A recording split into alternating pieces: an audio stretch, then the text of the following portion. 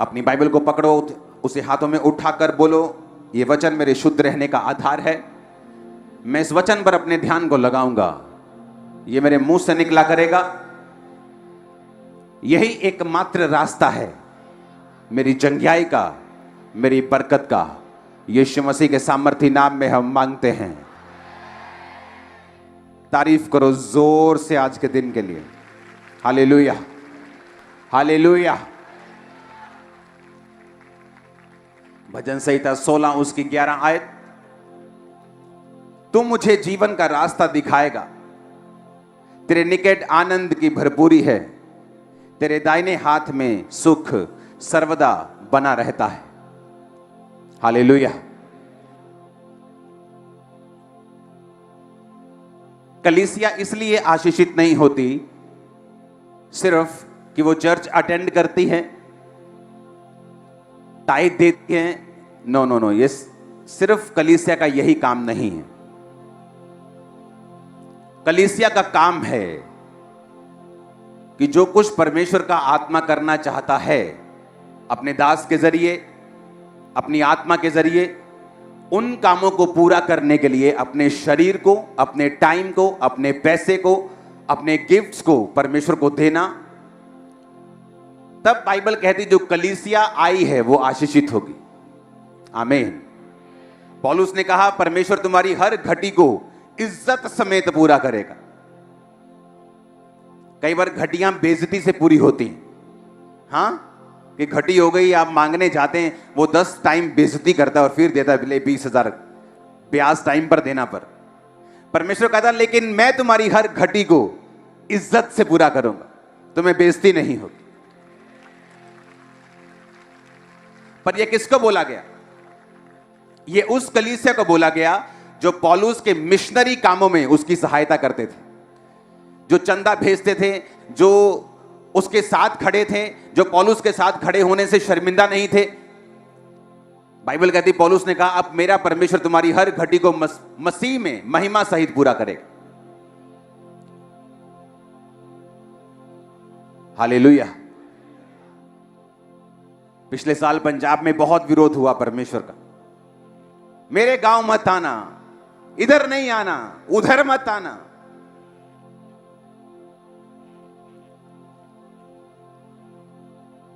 तो मैंने कहा था एक कमेटी बनाएंगे, पास्टर्स कहीं भी किसी भी मिशन का किसी को टच किया उसका सारा जिम्मेवारी हम लेंगे, चर्च लेगी। क्या हुआ?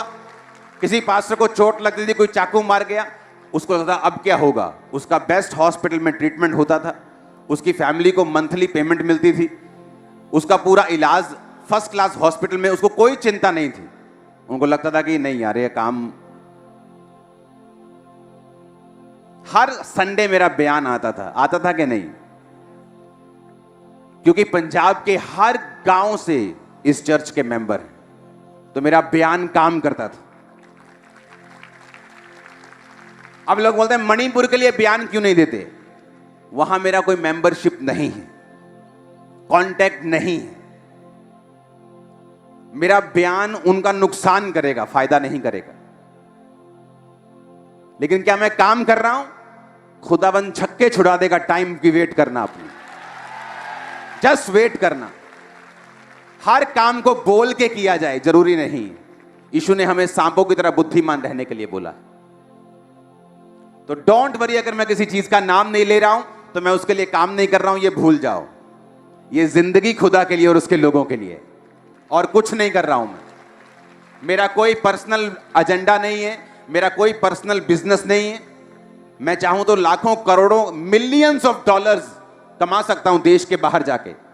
मैं आपके बीच में रहता हूं, रोज सुबह 1, रोज शाम 8, रोज सुबह 1, रोज शाम 8। आपने मुझे फंसा लिया है। हालेलुया। आप मुझे जाने नहीं देते कहीं पे।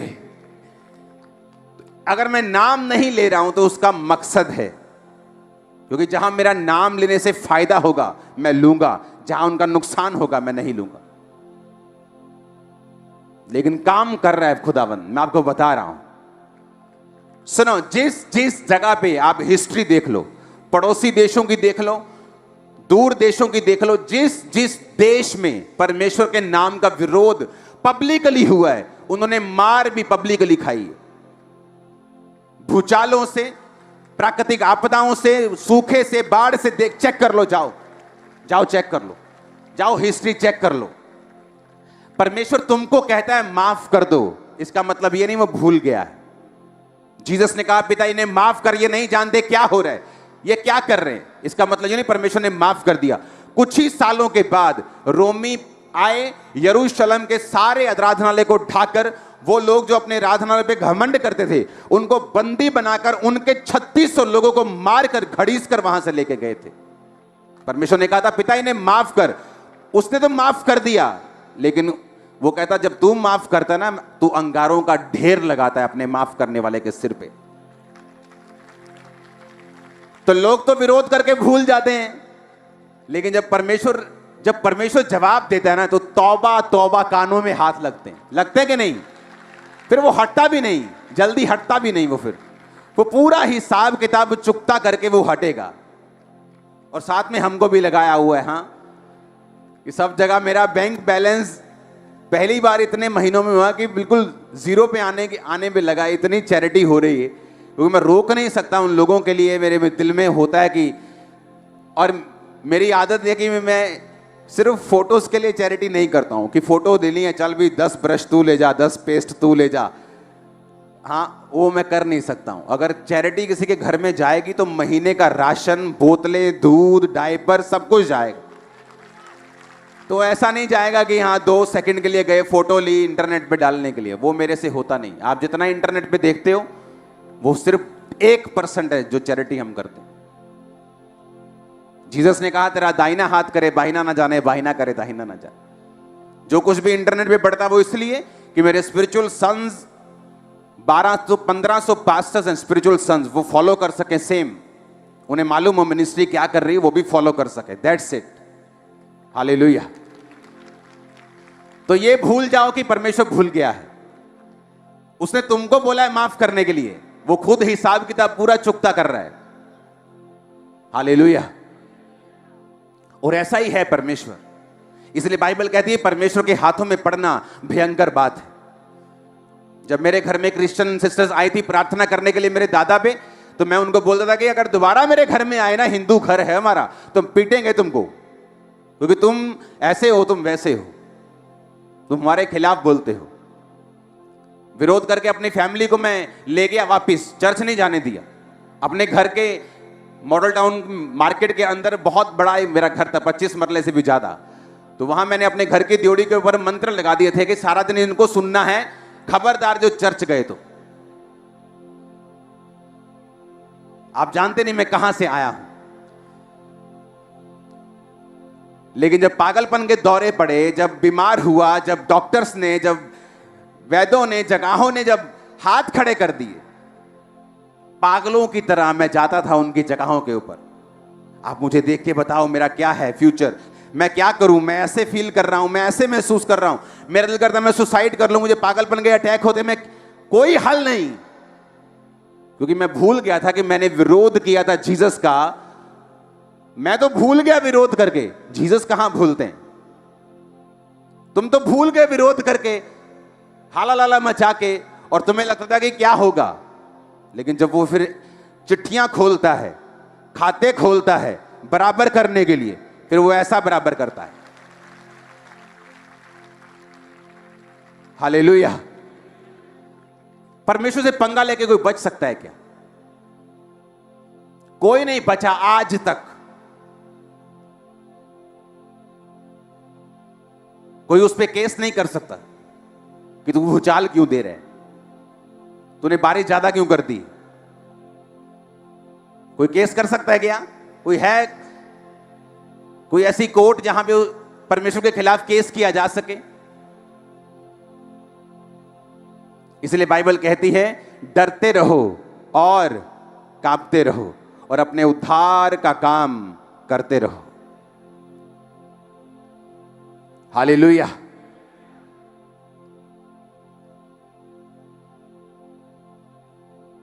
हर चीज का हिसाब होगा। जहां मसीह लोगों को सताया जा रहा है उन जगहों पे भी बड़ा तगड़ा हिसाब होगा। खाते खुलेंगे, देखना तुम्हारी आंखों के सामने होगा।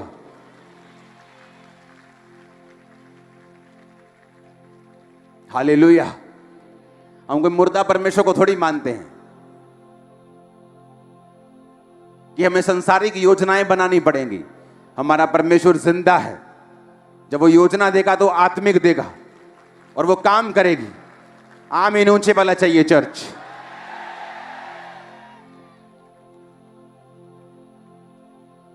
अपने पड़ोसी को बोलो स्पिरिचुअल बन, आत्मिकता में ही फायदा है। फिर से बोलो स्पिरिचुअल बन,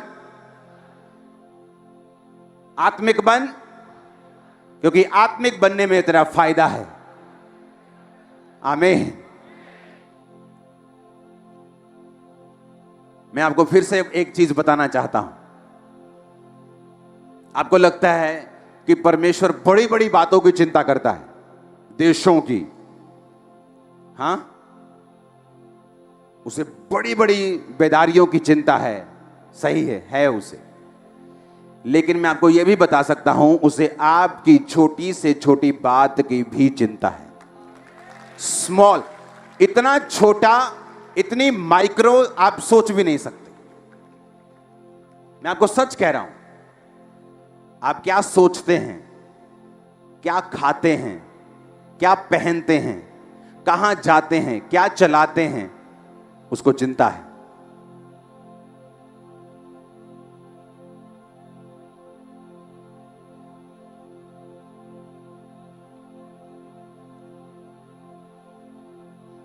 मेरे घर में एक टीवी था और जब भी वो टीवी ऑन होता था तो पता नहीं उसमें क्या, टीवी अच्छी कंपनी का था, लेकिन जब वो चलता था तो आंखों में हल्का सा दर्द होता था। लेकिन हमने ये समझ के लिया था बड़ा स्क्रीन है, बड़ा अच्छा तो अच्छा रहेगा, कि बच्चे रोज रात को फायर प्रेयर करते हैं, कभी हम लगे रहते हैं, चलो ले लो। लेकिन वो 2 टीवी लिए, एक बिल्कुल सही था, एक आंखों में पेन। परमेश्वर को मालूम था ये आंखों के लिए सही नहीं। आप इमेजिन करना, वो टीवी बिना कारण के ही टूट गया, लाखों रुपए का, और उसकी जगह सेम टीवी आया, बिल्कुल राइट, कोई पेन नहीं। आपकी छोटी सी चीज परमेश्वर चिंता करता है। मैं आपको बता सकता हूं, आपकी सोच। हमें पता क्या लगता है कि परमेश्वर इतनी छोटी बातों की चिंता। परमेश्वर ने कहा तंबू बनाओ, और उस तंबू में मेरे लिखे हुए वचन जो खुदा ने अपने हाथ से लिखे थे और मूसा को दिए थे, वो रख दो। तंबू बना।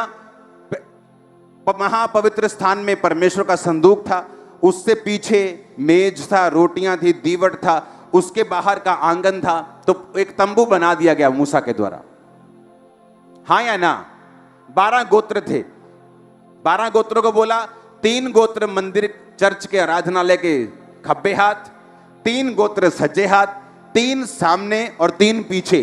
12 गोत्र थे। तो 12 गोत्र जब परमेश्वर बोलेगा कि यहां से निकल के आगे चले जाओ, तो 12 गोत्र उठेंगे और चलेंगे, और 3 इधर 3 इधर। कौन से 3 वो भी बताया, ये 3 इधर, ये 3 इधर, ये 3 इधर, ये 3 पीछे। तो जब तंबू उठाया जाएगा तो तुम भी 12 लोग साथ साथ, 12 गोत्र, लाखों लोग थे। 6 लाख तो युद्ध करने वाले लोग थे, 20 साल से ज्यादा। स्त्रियां शामिल नहीं की गई थी। तो आप इमेजिन करो, 20 लाख की पॉपुलेशन थी। वो 20 लाख लोग थे जो तंबू के आसपास चलते थे। और परमेश्वर ने क्या कहा, तंबू में जो लोग होंगे, तंबू का जो सेवा करेंगे, वो लेवी लोग, वो उसमें शामिल नहीं थे। तो जैसे ही परमेश्वर बोलता था कि तंबू उठा के चलो आगे, तो कुछ उसके दीवट को उठाते थे, कुछ की ड्यूटी लगी थी पवित्र स्थान को उठाना, कुछ की ड्यूटी पर्दे उठाना, बांस जो भी था उनके पास उठाते थे, वो चलते थे। लेवी बीच में, 12 लोग साइड पे चलते थे। समझ आई कि नहीं आई? अपने हाथों को उठा के बोलो, परमेश्वर जो कुछ आप मैं समझूं वो 100 गुना फलों को लेके आए। मांगो अपने हाथों को उठा के, पहले ऊंची आवाज में।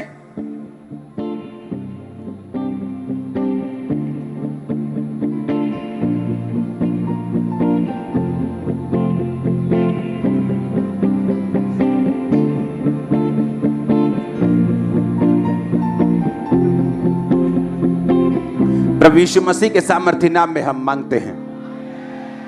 अब ध्यान से समझना, 12 गोत्र थे, बोलो कितने? परमेश्वर ने कहा जब मैं इन 12 गोत्रों को इज़राइल को मिस्र से छुड़ा कर लेके आया था, तो कैसे छुड़ा के लेके आया था? लास्ट चमत्कार परमेश्वर ने क्या किया था मिस्र में? बोलो, लास्ट मिरेकल क्या था? पहलोठे मार दिए थे। हां, तारीफ करो जोर से। उनके पहलोठे यानी बड़े बच्चे, जो सबसे बड़े फैमिली का था, वो सब मार दिए थे, फिरौन के भी, फिरौन की प्रजा के भी। और वो डर गए और उन्होंने कहा इजराइलियों का खुदा सच्चा है, इन्हें छोड़ दो, सताओ मत। एक ही रात में मूसा, उसके साथ इजराइल की सारी कौम निकल गई। समझ आई कि नहीं? फिर उन्होंने तंबू बना लिया जहां पर परमेश्वर का वो भवन और परमेश्वर का जो संदूक था लिखा हुआ वो रखते थे। अब परमेश्वर ने क्या कहा? लेवी, जो सेवा करने वाले लेवी थे, जो भवन की सेवा करते थे, उसको उठाते थे, साफ करते थे, उठाकर लेके जाते थे, अंदर याजक के अधीन रहते थे। परमेश्वर ने कहा ये गोत्रों में नहीं गिने जाएंगे। 12 गोत्र थे, लेवी निकल गए, कितने रह गए? 11। परमेश्वर ने कहा यूसुफ भी गोत्रों में नहीं गिना जाएगा, बल्कि यूसुफ के दोनों बेटे वो गोत्रों में गिने जाएंगे। यूसुफ निकल गया, कितने रह गए?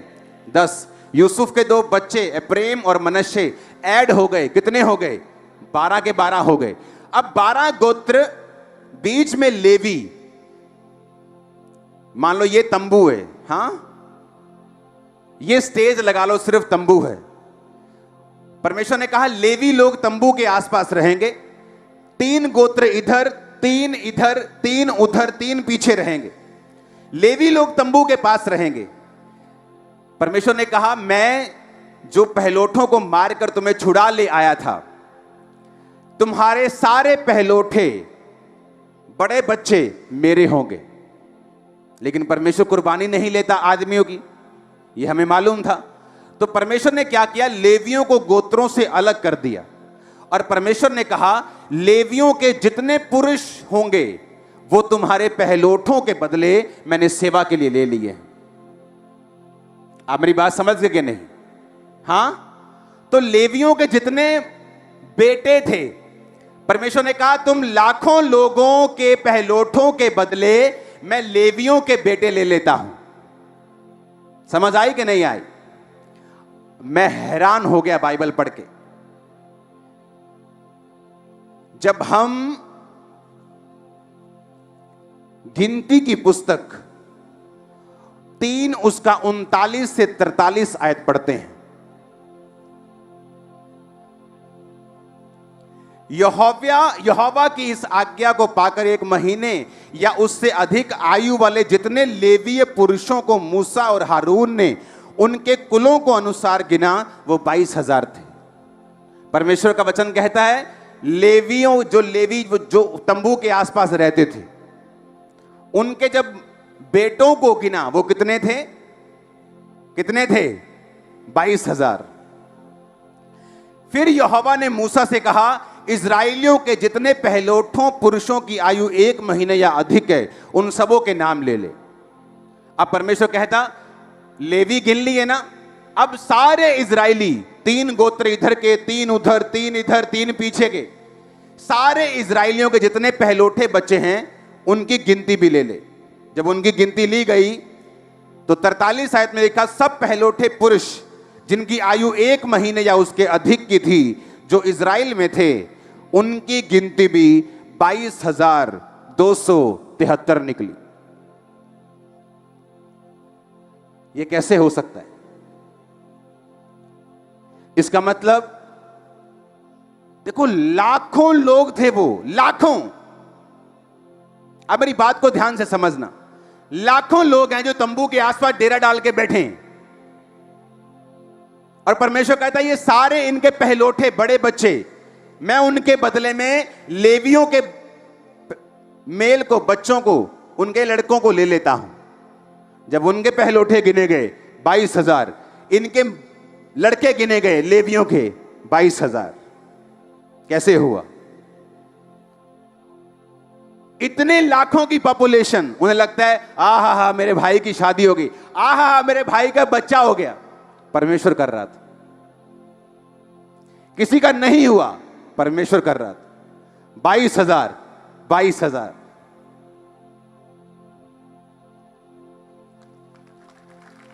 सोचो, इतनी माइक्रो मैनेजमेंट कर रहा है कि वो पॉपुलेशन को भी कंट्रोल कर रहा है, और तुम्हें लगता है मेरी शादी हो गई इसलिए बच्चा हो रहा है।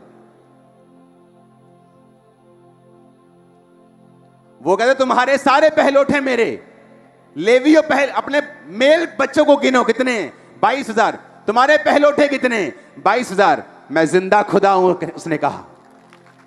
मैं जानता हूं एक एक चीज जो तुम्हारी लाइफ में हो रही है। इमेजिन करो, तुम्हें क्या लगता है तुम्हारी जिंदगी में जो हो रहा है परमेश्वर को मालूम नहीं? कौन सी सोच तुम्हें तंग कर रही, क्या उसे मालूम नहीं? कौन सी चिंता तुम्हें सता रही, क्या उसे मालूम नहीं? कौन सी बॉडी का पार्ट तुम्हारी हीलिंग को चाहिए, क्या उसे मालूम नहीं? क्या तुम्हें तुम्हारी लाइफ में परमेश्वर चाहता है? तुम्हें यह देखना है वचनों के जरिए से। वो ऐसा परमेश्वर है जो लाखों में भी एक एक गिनती को, एक एक बच्चे को कंट्रोल किया हुआ उस ऐसा परमेश्वर। देखो, लाखों लोग बैठे हैं, लाखों गोत्र, तीन में भी लाखों के हिसाब से, इधर लाखों, इधर लाखों, इधर लाखों, उधर लाखों, और इधर भी 22,000 निकले सबके, और इधर भी 22,000। और हमें लगता है कि परमेश्वर के पास ये कंट्रोल नहीं है कि मेरा वीजा आएगा कि नहीं। ये परमेश्वर की गलती थोड़ी, उसको क्या कंट्रोल है? हमें लगता है वो मेरे सिर दर्द को कैसे कंट्रोल कर सकता है? मेरा बेटा तो बिगड़ गया है, बेटी बिगड़ गई, वो तो कैसे कंट्रोल हो सकते हैं? वो कहता है मैं तो लाखों को कंट्रोल कर रहा हूं, तुम्हें क्यों नहीं कर सकता? वो तो एक एक गिनती का हिसाब रख रहे हैं, तुम्हारा हिसाब क्यों नहीं रखेगा? इमेजिन करो आप।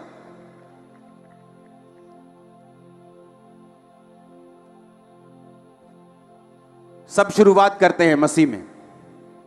हां, बाइबल कहती है, याकूब कहता मैं मरने वाला हूं, आ जाओ अपने अपने हिसाब किताब लेके तुम्हें आशीष दूं। यूसुफ भी चला अपने 2 बच्चों को लेके। याकूब के पास पहुंचकर उसने देखा, अपने बाप के पास गया और अपने बड़े बेटे को अपने लेफ्ट साइड कर लिया कि जब उसका बाप प्रार्थना करे तो सज्जा हाथ उस पे आए। हां,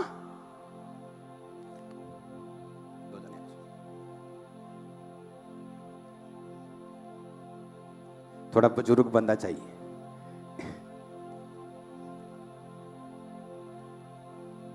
ये बड़ा और ये छोटा लग रहा है ना, आज बड़ा छोटा। तो यूसुफ बड़े को इधर रख के गया ताकि जब अपने बाप के वो सामने जाए तो बाप दाहिना हाथ इस पे रखे, क्योंकि ये बड़ा है। और वो अपने छोटे को अपने दाहिने हाथ रख के इसलिए गया कि जब वो बाप के सामने जाए तो उसका लेफ्ट हैंड इस पे आए। और उसने कहा बाप आप इन दोनों को बरकत दो, ये बड़ा है मनश्शे, ये छोटा है एप्रेम। और बाप की आंखें बाइबल कहती है धुंधली हो गई थी, तो उसको सूझता नहीं था। उसने क्या किया, अपना दाहिना हाथ इस पे रख दिया और बाहिना हाथ इस पे रख दिया। सुनो, और यूसुफ को लगा कि शायद, सुनो, उसकी आंखें धुंधली हो गई हैं, तो यूसुफ कहने लगा no no no daddy daddy daddy ji, सज्जा हाथ इत्ते रखो क्योंकि ये वड्डा ते खब्बा इत्ते रखो ये छोटा। यूसुफ कहता नहीं नहीं नहीं मेरे बेटे, मुझे मालूम है छोटा ये है और बड़ा ये है। और उसने वचनों को बोला, उत्पत्ति 48 उसकी 13 से 20,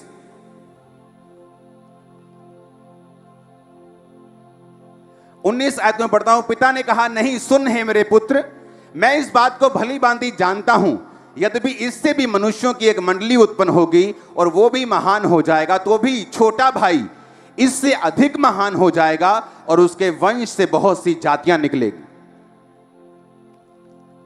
सुनो, उसने क्या कहा?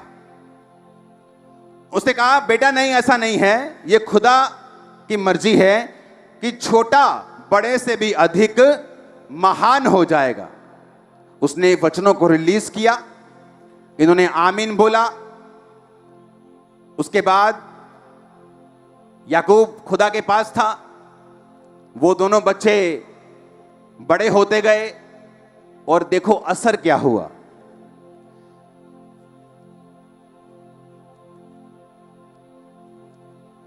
गिनती 2 उसकी 18 से 21 में उसका असर नजर आता है।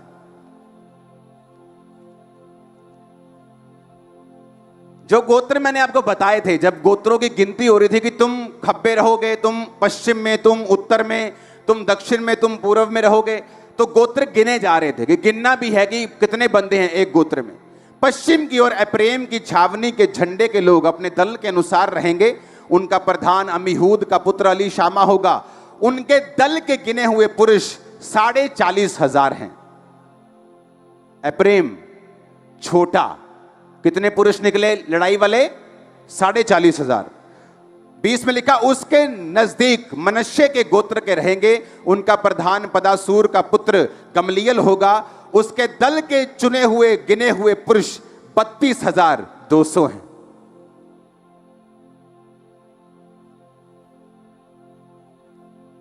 जब छोटे का वंश गिना गया तो कितना निकला?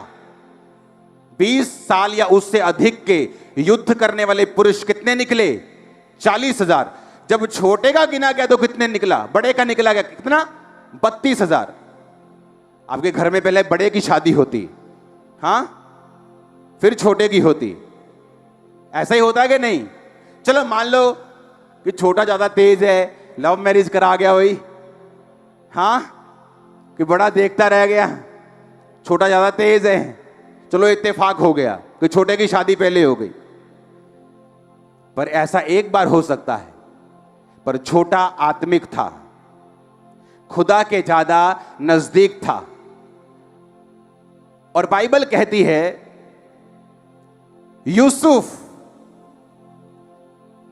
मनश्शे के पोते और एप्रेम के पड़पोतों को देखने पाया। पहले पड़पोता उसने किसका देखना चाहिए था? मनश्शे का बड़ा था वो, पर बाइबल कहती वो उसने पड़पोते किसके देखे? एप्रेम के। एप्रेम की गिनती 40,000, बड़े भाई की गिनती 32,000। क्योंकि जब वर्ड्स रिलीज हुए, एक व्यक्ति जब आत्मिक होने का फैसला करता है,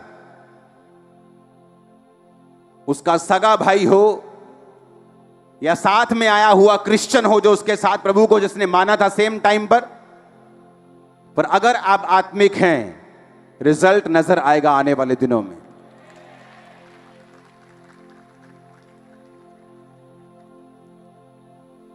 लाइफ स्पिरिचुअल है, आपको मानना पड़ेगा। जब दोनों भाई वहां से निकले कोई फर्क नहीं लगा।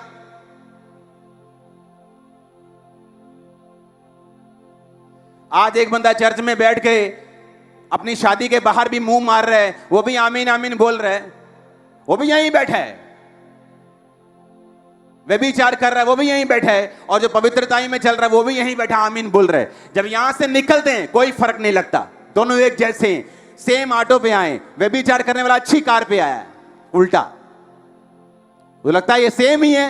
ये भी आमीन बोलता है, मैं भी आमीन बोलता हूं, ये भी वही जिंदगी जी रहा है, ये तो अच्छी जी रहा है, इसकी तो 3-3 पत्नियां हैं।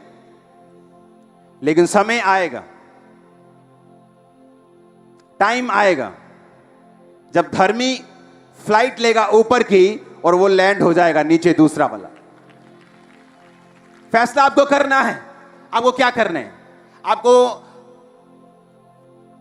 आपको ऊपर की ओर जाना है कि नीचे की ओर जाना है? क्योंकि अभी जब चर्च के बाहर आप दो जिंदगियों को कंपेयर करेंगे, आपको कोई फर्क दिखाई नहीं देगा। पापी में और धर्मी में आंखों से देखने पर कोई फर्क नहीं दिखेगा।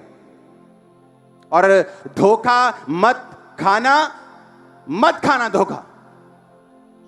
क्योंकि शैतान एक ही दिन में उसको तबाह कर देगा जो पाप के नीचे है, क्योंकि शैतान के पास ताकत है उन्हें तबाह करने की। और धर्मी जो अपने घर को चट्टान के ऊपर बना रहा है, आपको बढ़ता हुआ, स्ट्रांग होता हुआ, आगे बढ़ता हुआ, ऊंचा जाता हुआ दिखाई देगा यीशु के नाम में। फैसला आपको करना है। क्योंकि मेरे ग्रुप में बहुत से लोग थे, पास्टर्स को मूर्ख बनाते थे, इतना मूर्ख बनाते थे, इतना मूर्ख बनाते थे, आप हैरान हो जाओगे। पास्टर ने मुझ पे हाथ रखना, मैंने कहा ओ खुदावंद तेरा धन्यवाद, उस पे हाथ रखना, इतना लगना यार तो आत्मा वाला बंदा है यार। और अगली रात लड़की के साथ सोया होता था, नेक्स्ट नाइट। पर आज चलो मेरा तो छोड़ो, कोई कंपेयर नहीं कर सकता उसके साथ। एक स्मॉल ब्लेस बंदा भी उसके साथ कंपेयर करेगा तो अपने आप को ऊपर पाएगा। इतना लो लेवल पे जा चुका है। हर जगह उसको परमेश्वर ने लोएस्ट लेवल दिखाया। क्योंकि परमेश्वर को मूर्ख बनाता था, उसके लोगों को मूर्ख बना सकते हो 2-4 दिन के लिए, लेकिन जो न्याय आने वाला है उसको तो मूर्ख नहीं बना सकते। झूठ बोल सकते हो पर फ्लड को रोक नहीं सकते। हालेलुया। तो दिखने में दोनों एक जैसे हैं, एप्रेम भी मनश्शे भी। हाथ रखा तो भी एक जैसे, आमीन बोल के आए तो भी एक जैसे। 2-4 साल कोई फर्क नहीं पड़ा। लेकिन जब आपकी लाइफ की प्रोफेसी जो एक बच्चे के रूप में आपको दी जाती है, आप उसे पालते हैं, जिंदा रखते हैं, उसे फीड करते हैं। छोटा सा बच्चा आपको दिया जाए, हाँ कुछ लोग कुत्ते का बच्चा लेते मार देते हैं उसको, इतना उठाते हैं, इतना खिलाते ही नहीं, या कुछ तंग कर दे मर जाता। लेकिन कुछ लोग उसे लेते हैं, पालते हैं और बड़ा करते हैं। प्रोफेसी इसी तरह की है। आप उसे बच्चे की तरह लेते हैं, खिलाते हैं, उसकी रक्षा करते हैं कि प्रभु ने कहा है मेरे सिर के ऊपर, ये प्रोफेटिक वर्ड है, मुझे व्यभिचार में नहीं जाना है, चोरी नहीं करनी, डाका नहीं मारना है, गलत काम नहीं करना है, शराब नहीं पीनी, नशा नहीं करना है। मैं अपनी प्रोफेसी को बड़ा करूंगा और जब वो बड़ी होकर बोलने लगेगी तो दुनिया सुनेगी आपको इन जीसस ने। जब तक वो बड़ी होने के योग्य नहीं है तब तक लोगों को लगता है क्या फर्क है तुझ में और मुझ में, चला ऐश करते हैं, क्या फर्क है तुझ में और मुझ में, चला एक बड़ी अच्छी शैंपेन आई है बड़ी महंगी वाली, उसे पी के आते हैं, चला पार्टी करते हैं। क्योंकि अभी आपकी प्रोफेसी छोटी है, बोल नहीं सकती, लेकिन उसको जिंदा रखो। क्योंकि एक बच्चा जब छोटा होता है, अगर आप उसे पालेंगे वो बड़ा होगा, और बड़ा होगा तो बोलेगा भी और काम भी करेगा। प्रोफेटिक वर्ड जो आप पे रिलीज किए जाते काम करते हैं, लेकिन बाइबल कहती भविष्यवाणियों को तुच्छ मत समझो, उनको पालो, उनके विषय में काम करो, उनके अनुसार अच्छी लड़ाई को लड़ो। हालेलुया।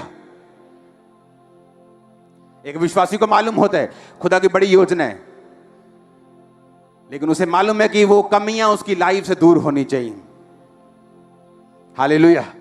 परमेश्वर ने कहा अब्राहम तेरे पास पैसा भी है, बरकतें भी हैं, लेकिन एक आशीष जो तू चाहता है, मेजर वाली, बड़ी वाली, जो बड़ी स्ट्रांग है, जो सारा सिनेरियो चेंज कर देगी।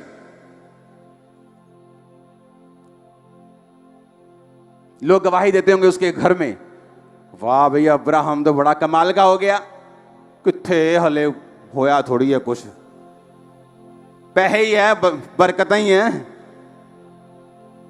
अब्राहम चाहता कि वो वाली बरकत जरूर मिले मुझे, वही मुंह बंद करेगी। और परमेश्वर कहता अगर मुंह बंद करने वाली बरकत चाहिए तो तुझे सिद्ध होना पड़ेगा, परफेक्ट होना पड़ेगा। और जब परमेश्वर आपको बोलता है मेरी बेटी परफेक्ट होना है, सिद्ध होना है, तो तुम्हें मालूम है परमेश्वर किसके बारे में बात कर रहा है। तुम्हें मालूम है तुम टीवी देखती हो ज्यादा, तुम्हें मालूम है तुम प्रेयर नहीं करती हो, तुम्हें मालूम है फोन की एडिक्शन हो गई है तुमको, तुम्हें मालूम है तुम चुगलियां करती हो, तुम्हें मालूम है कौन सी कमी है तुम्हारे अंदर, और तुम्हें मालूम है जब परमेश्वर कहता है मेरी बेटी सिद्ध हो जा, तुम्हें पता है कौन सी कमी दूर करनी है। और वो वाली टेस्टमनी जो मुंह बंद कर देगी शैतान का और विरोधियों का, वो सिद्धता के बाद आपकी लाइफ में आती है। अब तुम देखो सारा कुछ तुम्हारे सामने है, स्पिरिचुअल होने का असर क्या हुआ वो भी तुम्हारे सामने है।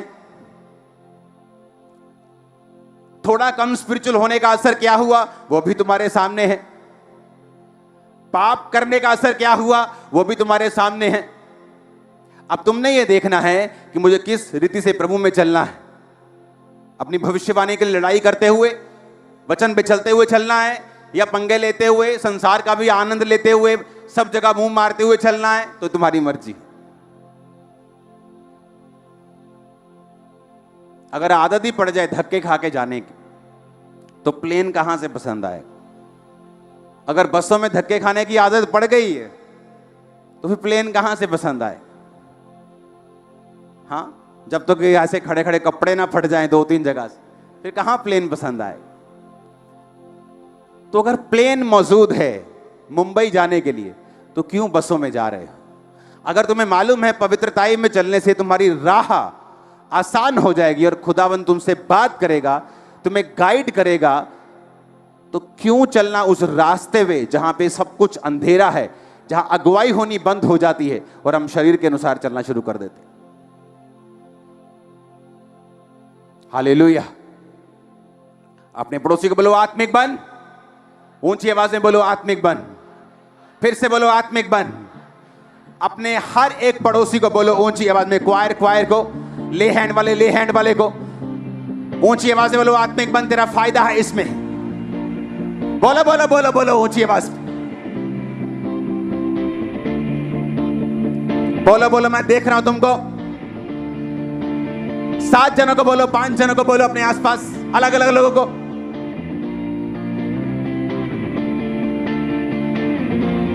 Hallelujah, hallelujah.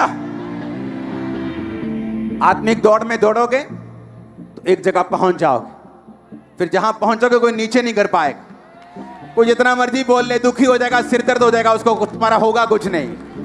हालेलुया। तैयार हो तुम स्पिरिचुअल होने के लिए? अपने हाथों को उठाओ।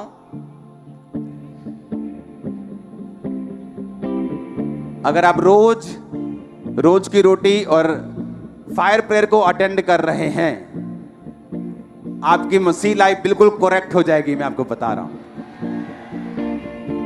क्योंकि आपने एवरेज 1.25 घंटे तो पहले ही प्रभु को दे दिए। उसके बाद प्रार्थना करो 1 घंटा, आधा घंटा वचन पढ़ लिया तो हो गया।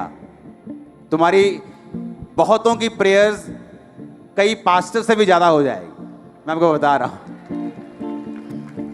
मुझे तो ऐसा लगता है कि अब मैं शायद पैदा ही इसलिए हुआ हूं। सुबह उठो, प्रेयर रूम, शूटिंग, आओ खाना खाओ, प्रेयर रूम, शाम की शूटिंग।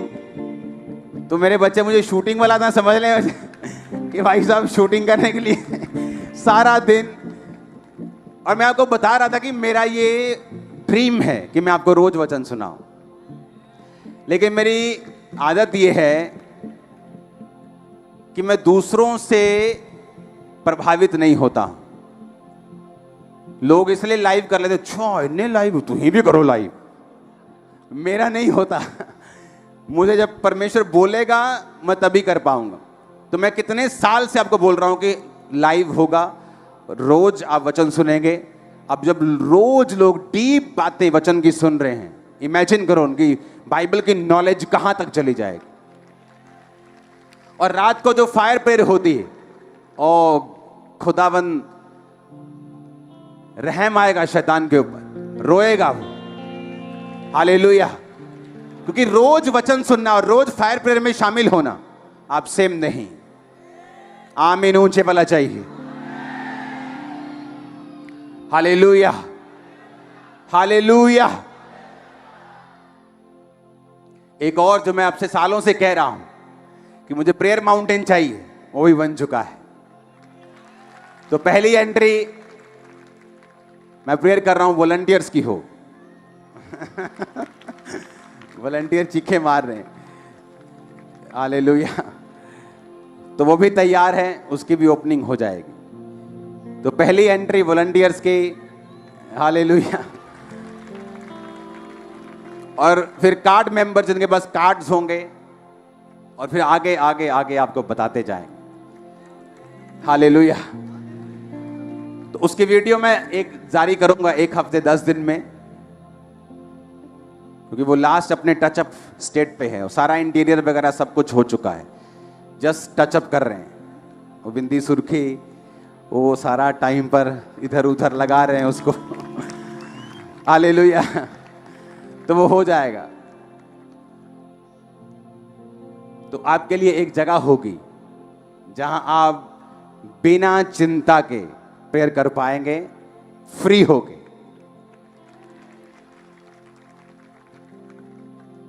अपने हाथों को उठाओ, फिर से मणिपुर के लिए याद रखो, हफ्ते में 1 फास्ट, क्योंकि जो योजनाएं बन रही हैं उनके लिए प्रार्थना और उपवास चाहिए, उसके बिना काम नहीं होगा। अपने हाथों को उठाओ। चैरिटी में बहुत सा फाइनेंस जा रहा है।